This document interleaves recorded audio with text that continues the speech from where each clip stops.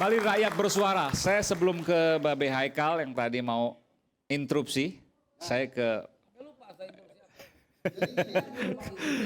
iya, ke Bung Hensat dulu, Bung Hensat. Nggak apa-apa, kalau Babe lupain mau interupsi apa nggak apa-apa.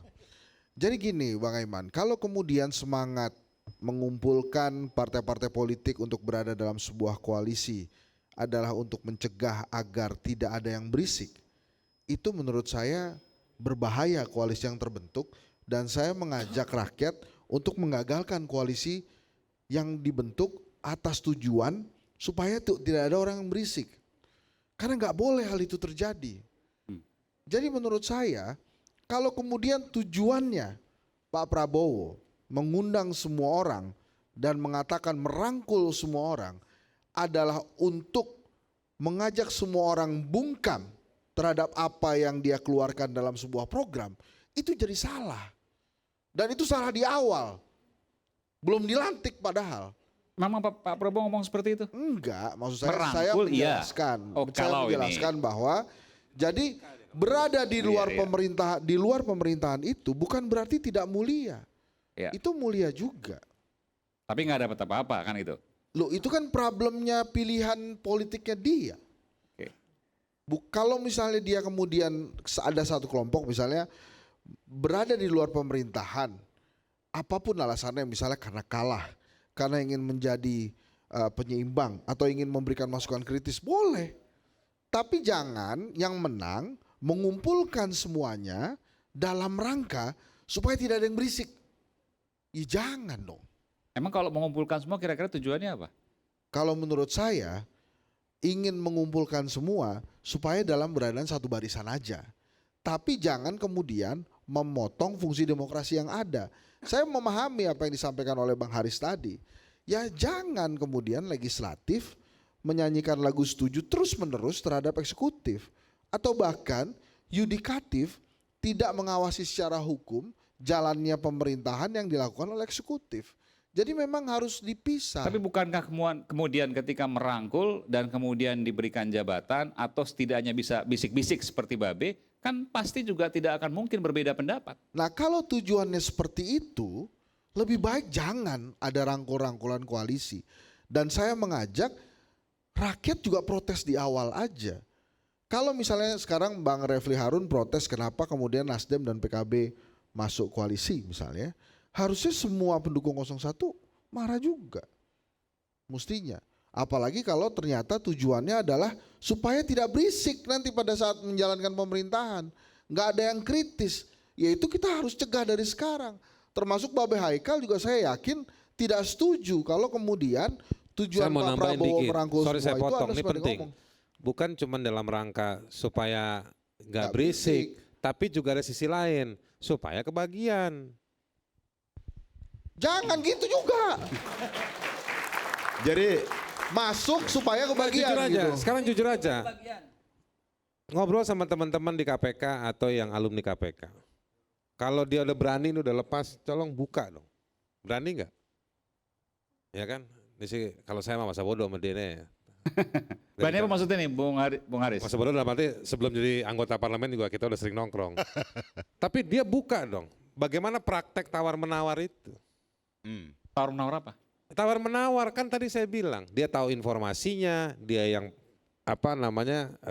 ikut dalam perencanaan kebijakan dilaksanakan nanti subkonnya perusahaan-perusahaan Oke. orang-orang itu juga Ini proyek misalnya. proyek, dan itu yang kemudian menyandra si Nasdem atau si PKB. partai-partai yang lain. Makanya tadi saya bilang tanya dong sama yang jago di kejaksaan atau di KPK. Tapi kan nggak semuanya tersandra. Babe nggak tersandra. Jadi maksud dengan saya- sukarela. Enggak, saya Karena mau Babe bilang nggak punya tadi poinnya gerbong. kalau Om Aiman, Yang jadi punya poinnya saya gerbong mau kan bilang disandra semua itu. dikumpulin rame-rame semua satu lingkaran itu bukan dalam rangka supaya jangan berisik, tetapi juga motif yang mau gabung kita juga mesti periksa. Bisa nggak tuh kawan dekatnya Om Haikal yang bernama Pak Prabowo itu melihat itu. Jadi jangan hanya pengen kuat karena semua mendukung, tapi juga kuat karena tidak ada Bromo Corah. Tidak ada orang yang mau cari untung di situ. Nah, Atau itu dimafhumkan. misalnya- Makanya ini penting. Misalnya gini ya, sebagai contoh misalnya, kita udah tahu tuh ketum-ketum partai politik yang mendukung Prabowo itu bermasalah, ya kan? Ini pengetahuan umum ya.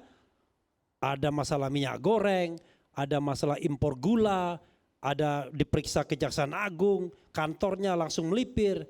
Pertanyaannya adalah, apakah Prabowo Subianto sama akan menerapkan politik sebagaimana diterapkan Jokowi, yaitu mengambil orang-orang bermasalah agar gampang dikendalikan? Akan itu juga soal. Kalau memang tidak, harusnya mereka tidak terpakai dalam pemerintahan Presiden Prabowo. Tapi kalau mereka terpakai, oh rupanya polanya sama saja. Artinya Prabowo tidak yakin bahwa kalau dia menerapkan demokrasi, transparansi, partisipasi, maka Indonesia akan jauh lebih baik. Begitu. Oke. Makanya Ini penting tidak begini perlu loh, Bung Aiman. berandai-andai. Ya enggak, bukan. Jadi ini dalam konteks demokrasi kita ya. Ini kita bicara sebagai negara demokrasi bukan sebatas jargon ya. Ada banyak hal yang harus kita benahi dalam aspek demokrasi kita, termasuk tadi dalam di pemerintahan dan luar pemerintahan tadi.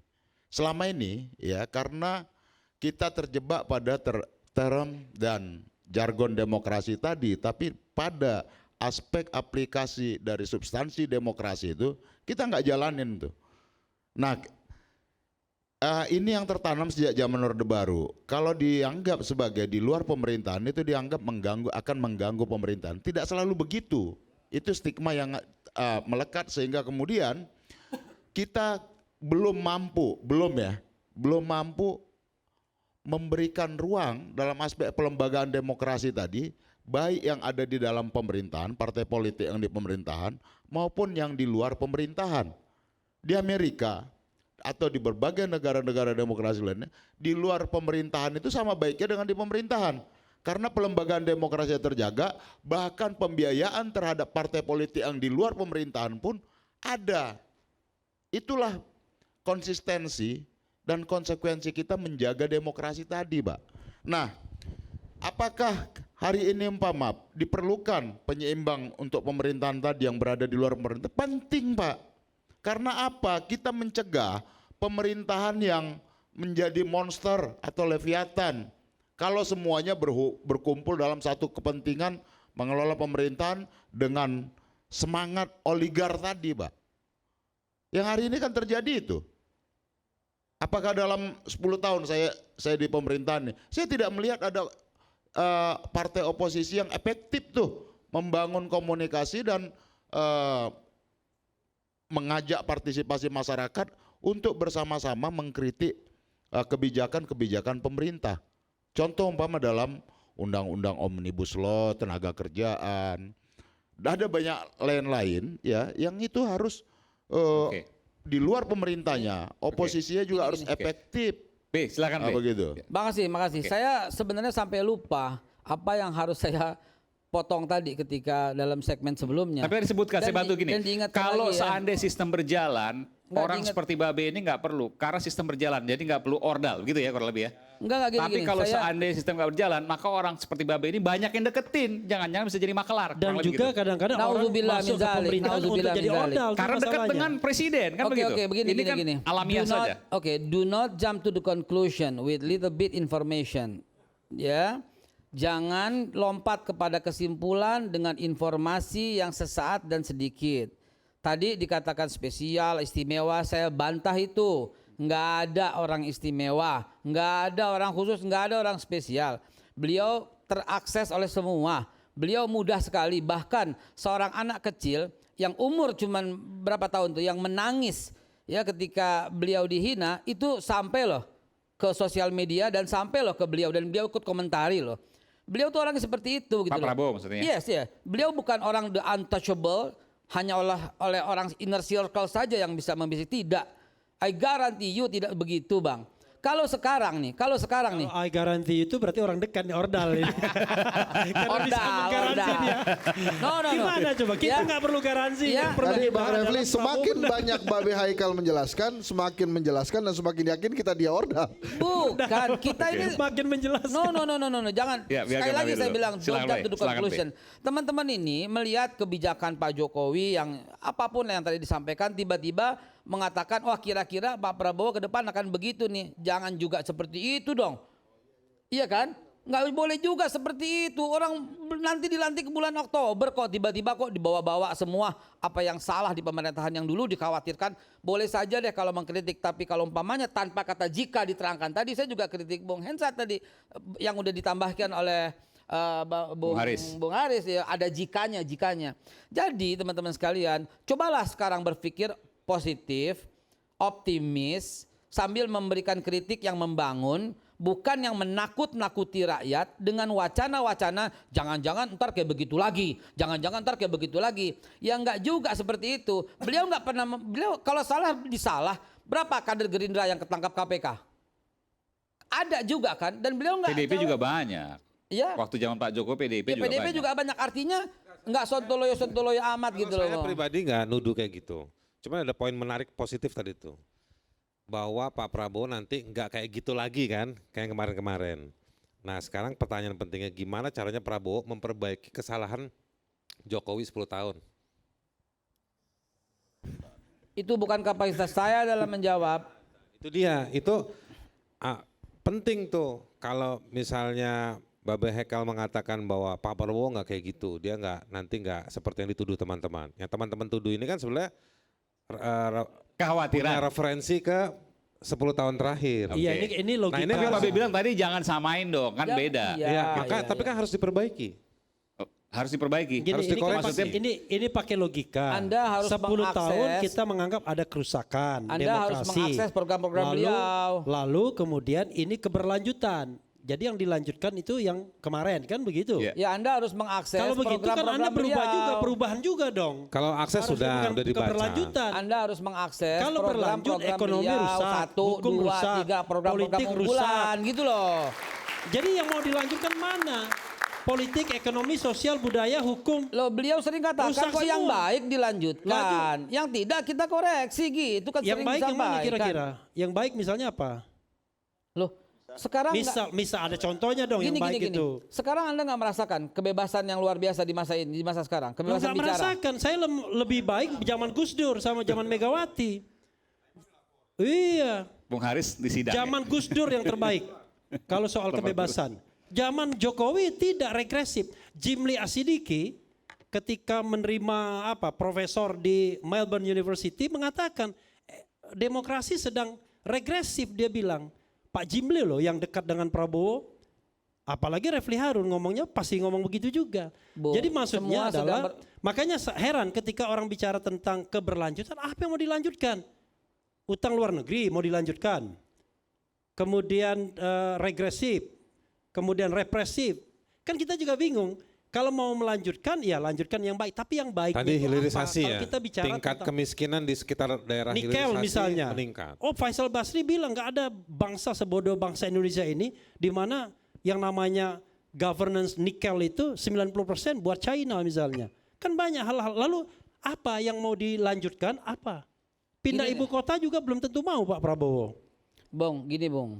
Jangan sekali lagi saya ulangi lagi nih ya. Jangan Anda menakut-nakuti rakyat dengan wacana-wacana yang seperti itu. Rakyat nggak takut. Loh. Anda takut nggak? Loh, Anda tercerdaskan nggak dengan pernyataan kita atau Anda takut? Takut nggak Anda? dia bisa tepuk tangan aja ini sebenarnya semuanya. Mahasiswa pasif semua ini. Ya.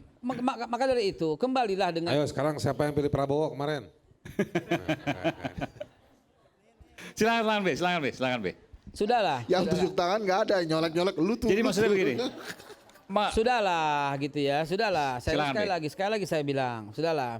Mbok ya sekarang ini yang dibutuhkan itu adalah wacana ke depan, prasangka yang baik, melihat semua urutan-urutan program yang dicanangkan, melihat semua debat-debat yang disampaikan, melihat semua pidato-pidato politik yang disampaikan, Dan tagih, mengikuti, iya, dan tagih itu aja gitu loh. Ini belum mimpin, belum jadi, telah program terjadi makan siang justifikasi itu gitu loh. baru terlaksana Kalau 2029. belum mimpin, belum Gimana dilantik, telah terjadi justifikasi ini bakal begini, bakal begini, bakal begitu. Itu sudah Come dibilang on, gitu program loh. makan siang baru terlaksana Ya, coba. 2029. Sudah direvisi lagi kan mulai akhir 2024. Oh, akhir 2024 Iya. ya.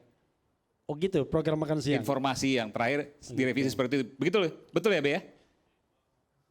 Saya tanya Pak Be nih. Kan ordal. Sedang dalam pembicaraan, Oh, sedang dalam pembicaraan. pembahasan, sedang melibatkan beberapa Tapi bukan 2029 kan? Karena Bukan. oh bukan. Sedang dalam, Jadi bukan 2029 sedang dalam Bung. pembicaraan, sedang Bung dalam Refli. pematangan, sedang Jadi jangan dalam salah. diskusi, sedang dalam mengundang beberapa orang hebat untuk bicara bagaimana cara penerapannya dan Ya. seterusnya. Yang jelas bukan 2029. Ya enggak secepat mungkin dong, sebisa mungkin dong. Secepat mungkin, Dan ada Bung. prioritas-prioritas daerah lebih dulu, bukan Ya, langsung menyeluruh. 3T dan Dari lain Aceh sampai sebagainya. Papua langsung terjamin, tidak juga gitu loh. Babe kayaknya cocok jadi Bappenas. Sudahlah, udah apa lagi? Oke. Sesaat lagi kita akan dengarkan closing statement dari narasumber kita pada malam hari ini. Kita akan mendengarkan apakah negara ini butuh oposisi atau negara ini memang harus bersatu, demokrasi sejuk, dan kemudian pembangunan menjadi lancar. Yang mana kemudian yang akan disampaikan? Sesaat lagi di Rakyat Bersuara.